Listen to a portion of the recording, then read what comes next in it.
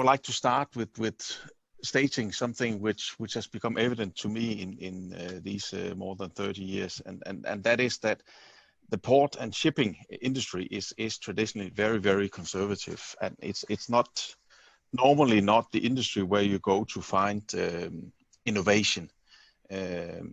So having said that, I think a lot of the challenge for us in this industry is actually about implementing existing technology and solutions. And in order to do that, we need to get our basic data quality in order. So the way I see next gen solutions that could improve our product as service providers to the transport industry is that you need solutions that focus on two things: a better customer experience and safety.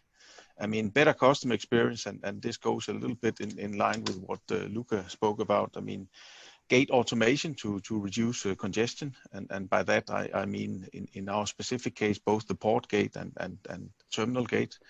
Improved truck turnaround times, and to get to all this, we need an even stronger systems integration between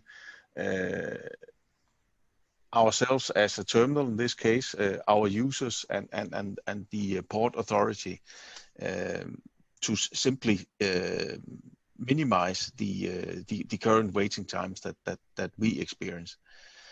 Then there's safety. I think that's obvious. I think that is becoming your license to operate in the business today, and it's unfortunately not being taken seriously enough everywhere. So also there, it's about implementing technology, which in my opinion is already there. It's about having black boxes and sensor technology on your equipment, so that the equipment automatically slows down when you get an object or people within a certain range. Technology which is available today, which many of us have in the cars that we drive every day, but which is not widely implemented in the industry.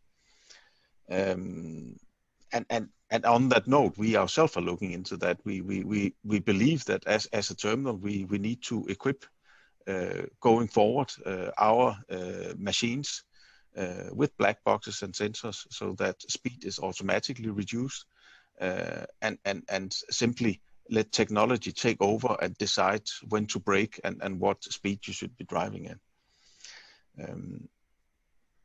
When you then look at it in a broader context and says what makes a port attractive, you know, it's a little bit the story like when you buy a house. It's about location, and location.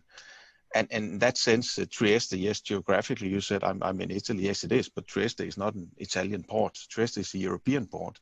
Trieste is a gateway to Europe, so that is its license to exist. So once you have that in place, the solutions you need to implement to make your stickiness towards the users even higher are the simple things again. I mean, we need to get OCR technology implemented as a port and as a terminal, and I mean both for trains and I mean for trucks going in and out. We need even more digital transfer of data between ourselves, our customers, and the customs authorities. We are working on a project there to bridge, in our case, Turkish and European customs. But it's just obvious that the industry again is far from being where it is. When we have vessels coming in from Turkey, they have several huge big bags of documents that needs to be processed manually every time. And it's just an incredibly waste of time. I know, as also Luca mentioned, that there is technology available to solve this, but it's just not being widely implemented. So that is one of the huge challenges for us, to implement what already exists. And another thing that we need to get seriously into as an industry, and is again a technology that exists, is automation. I mean, we need more of remotely operated cranes. We need more separation of man from machine. We need more self-driving vehicles. So it's really about deploying what is already there. before we start about thinking about building new fancy Ferraris, which we don't have a license to drive anyway right now. So, and you can say, well, why is that not there? Automation is already available. Yeah, but it's because we are, generally speaking, a conservative industry, and you need higher capex spendings upfront to implement automation, and the gains come in the long term. But very often you look at the money you have now and say, no, how can we reduce that spending? And then you deselect automation. So, I mean, maybe this is not very next generation like, but I think the solutions that we need to work on need to be based on dialogue with the business, and they need to produce tangible benefits to our customers. And I think all the things I mentioned will do that. I mean, gate automation, and that need to be done together with an even stronger and firmer truck appointment system than today. I know the situation in Trieste. I know what Luca is referring to, and that is a good step, but it's not what I would call a truck appointment system. A truck appointment system is and I've worked with IKEA myself. They've been a customers of mine earlier on. Is when you are told as a trucking company, we expect your truck to be here within this half an hour range. And that is not what's happening today generally in the industry, and that's why we have congestion. Because what happens when there's a green light, then everybody drives out, and then you get stuck at the next stop, which is the port gate.